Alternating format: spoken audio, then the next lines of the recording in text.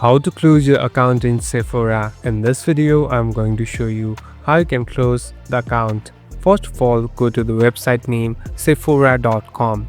Now here, we're in this website. On the bottom, you'll be able to see a profile icon. Simply tap on this profile icon. Now, slowly scroll down. Scroll down until you find the option called Account Settings. Now, tap on Account Settings. So, these are the account information that I have here.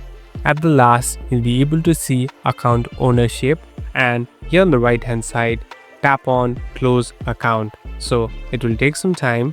Now, in order to confirm it, simply tap on the stick button and tap on close account. So this will completely remove your email and you won't have any of your account.